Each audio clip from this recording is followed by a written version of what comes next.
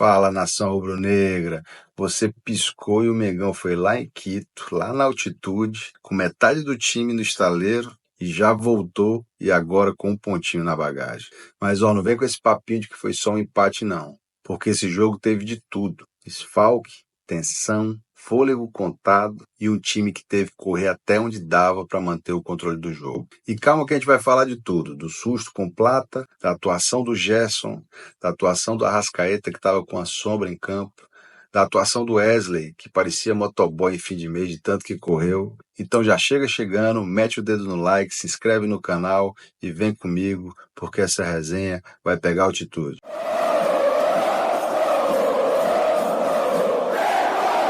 Mengão foi a Quito, encarou a altitude com vários desfalques e trouxe um pontinho na bagagem. Mas calma que tem muita coisa para a gente conversar sobre esse jogo. Para começar, o Filipe Luís teve que se virar sem Alexandro, lesionado, sem Alan e De La Cruz poupados por conta da altitude, e de última hora ainda ficou sem o Plata. Sem essas peças importantes e com esse desfalque de última hora, Filipe Luís teve que montar um quebra-cabeça para segurar o ímpeto da LDU. Quando eu vi a foto do time titular, eu confesso que a princípio eu fiquei um pouquinho preocupado. Mesmo assim, o Mengão começou melhor o jogo, dominando as ações, criando mais. Inclusive teve uma boa chance com a Arrascaeta aos 36, no corta-luz do Juninho, que ele quase abriu o placar.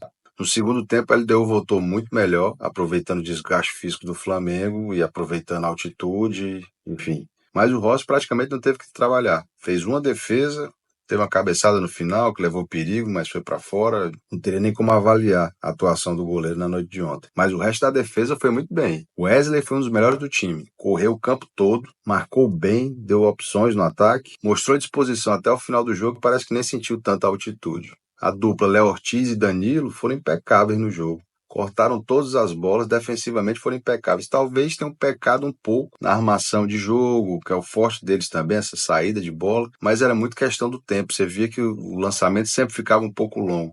Mas apesar disso tudo, Danilo foi eleito o homem do jogo. Na lateral esquerda, Ayrton Lucas foi muito bem. Foi uma das melhores atuações dele na temporada e, inclusive, foi muito elogiado pelo Filipe Luís na coletiva depois do jogo. E acredito que tenha ido tão bem quanto o Wesley, se não até melhor. A maioria das jogadas da LDU aconteceu ali pelo lado dele e ele conseguiu evitar a maior parte delas. Estava exausto no final do jogo. Acho, inclusive, que o Filipe Luís podia ter feito alteração e tirado ele um pouco antes. Já no meio do campo, Pulgar, como sempre, parece que nem sentiu altitude. Correu, distribuiu, cortou bolas perigosas, chegou na frente, chutou e foi fundamental na saída de bola novamente. Everton Araújo, quando apareceu o nome dele na escalação titular, eu confesso que eu fiquei um pouquinho preocupado. Rapaz é jovem e já teve em jogos passados algumas tomadas de decisão um pouco erradas, mas dessa vez ele resolveu simplificar, jogou sério, jogou simples e foi bem, foi bem. Foi muito elogiado pelo Filipe Luís também na coletiva. Quem não foi nada elogiado pela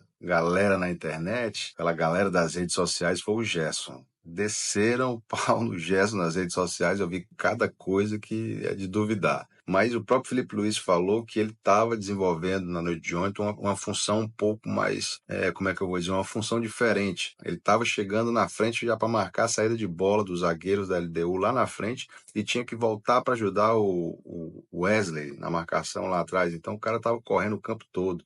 Não é à toa que no final do jogo ele estava exausto. Mas como sempre ele conseguiu segurar bem a bola, o que era essencial para um jogo desse. Um jogo na altitude você quer ditar o seu próprio ritmo, você não quer que os caras acelerem o jogo. Então nesse tipo de jogo o Gerson é essencial naquela parte onde ele segura e dita, ajuda a ditar o ritmo do jogo para o time do Flamengo, assim como ele fez na noite de terça-feira. Isso ajuda o time a não gastar o gás todo antes do tempo, né? Cansou muito no segundo tempo e também não sei, era outro que poderia ter sido substituído pelo Filipe Luís, mas ficou até o final. Arrascaeta muito marcado, o único jogador em campo com marcação individual, onde ele ia tinha uma sombra atrás dele. Ainda assim conseguiu uma finalização do canhota, que acho que foi uma das boas chances do Flamengo, uma das chances reais de jogo do Flamengo no jogo, onde ele finaliza de esquerda, depois no corta-luz do Juninho, mas o goleiro faz a defesa fácil, já que ele chutou a meia altura, um pouco fraco com a canhota. E teve outro lance também que ele tentou chutar de fora da área, mas acabou isolando. No ataque, aí BH jogou de ponta esquerda, muito isolado na ponta esquerda. Quando tentou alguma coisa, acabou errando. Não foi muito bem na partida BH, assim como Juninho. Juninho muito esforçado, batalhador, corre muito, pressiona a marcação lá em cima, mas fez aquele corta-luz para Arrascaeta, mas muito brigador, mas também não foi bem na noite de ontem. Quem veio do banco foi até um pouco melhor. Acho que bem melhor, talvez. Cebolinha e Luiz Araújo foram muito bem. Cebolinha conseguiu finalizar algumas bolas. Luiz Araújo, um bom lançamento, um dessas finalizações para Cebolinha, um bom lançamento do Luiz Araújo.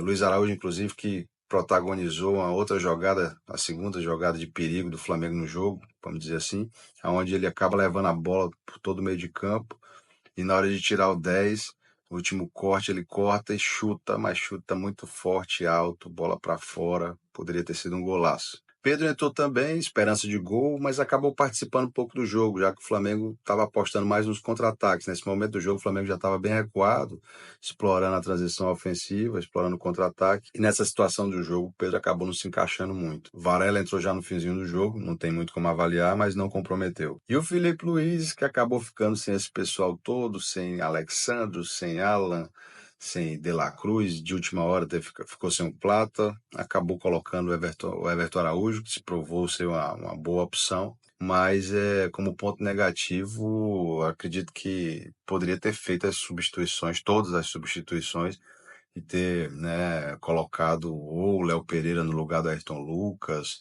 ou o Léo Pereira no lugar do próprio Gerson, e adiantado o Léo Ortiz para jogar de volante ali no meio de campo. Na altitude não justifica ele ter acabado o jogo ainda com uma substituição por fazer. Eu acho que essa equipe, se tem uma coisa que pode crescer e hoje demonstrou, é aprender a sofrer. Acho que no futebol a gente tem que aprender a sofrer seguramente. Penso que hoje a gente poderia ter saído com os 3 pontos se tivesse um pouquinho mais de, talvez, concentração ali, um pouquinho mais de... um pouquinho mais de concentração, eu acho, ali, de querer mesmo fazer os gols e vencer. Mas a equipe está de parabéns porque lutou junto até o final, não é fácil nessas condições. E agora ainda tem um caminho pela frente, a gente tem partidas para vencer e para passar de fase em primeiro. A gente tem um padrão de jogo, uma forma de jogar que sempre é aproximando-nos com a bola e tentar dificultar eles de pegar, pressionar quando se dá. Aqui um pouquinho difícil dessa forma, mas como eu falei, acredito que a gente criou chances e também a altura por momentos dificulta também na parte física, mas também os domínios de bola, o tempo da bola também é um pouco mais complicado. Sobre o jogo dos males o menor. Voltar de Quito com ponto é sempre valioso, mas o Flamengo tem que ficar de olho aberto. Continua em terceiro no grupo e o Central Córdoba ainda joga amanhã, podendo chegar a 7 pontos. Vamos dar uma olhada na tabela, mas antes disso, não esquece de deixar o like, é muito importante para nós. Com esse resultado, o LDU vai para primeiro no grupo, com 5 pontos, 55% de aproveitamento. O Central Córdoba fica em segundo, mas ainda tem um jogo a menos. Então, o Central Córdoba pode chegar a 7 pontos, abrindo 3 pontos aí do Flamengo. E o Deportivo Táchira em último com 0 pontos. É torcer para que o Táchira consiga tirar uns pontinhos do Central Córdoba hoje. E na sequência, o Flamengo tem Central Córdoba fora de casa, lá na Argentina, e 2 jogos dentro de casa, o primeiro contra a LDU e finaliza a participação na fase de grupos contra o Deportivo Táchira no Maracanã. Eu acho que dá para fazer 9 pontos nesses 3 jogos, descontar em cima do Córdoba e fazer o dever de casa depois. É isso aí, muita coisa ainda vai acontecer, mas o Flamengo tem que abrir o olho. Afinal, a Libertadores é traiçoeira, como diria João Guilherme. E sobre o Gonzalo Plata saiu o diagnóstico. Ele sofreu um leve edema no joelho direito. Vai passar por tratamento intensivo, vai ser reavaliado periodicamente, mas ainda sem uma previsão de retorno. É uma pena, porque o Plata vinha sendo essencial. O cara é polivalente, é intenso, é esforçado, corre o jogo todo, tem qualidade. No pós-jogo, ele próprio falou a respeito do que ele sentiu e explicou um pouco melhor a situação. Não, tenho dor que fiz um movimento muito estranho e comecei a sentir dor. E hoje aí não conseguia fazer muita coisa, fizemos um teste aí com os médicos, com os treinadores e não consegui fazer força com o meu pé direito, que é onde estou sentindo dor, mas estou muito tranquilo, eu sei que não é nada muito grave, então acho que vou estar pronto para o jogo com o Corinthians. Obrigado também. Eu não acredito que o departamento médico para deixar ele voltar contra o Corinthians, não. Eu acho mais provável que ele volte lá contra o Cruzeiro. Eu acho que o Plata só devia voltar nesse jogo. E você, o que você acha? Já devia voltar logo contra o Corinthians, força logo um retorno, ou aguarda para jogar quando já tiver 100%? Contra o Corinthians eu acho muito cedo, já que ele estava sentindo dores, pode ser que isso se agrave. E a princípio não é tão emergencial esse retorno. Depois o Flamengo pega o Botafogo da Paraíba.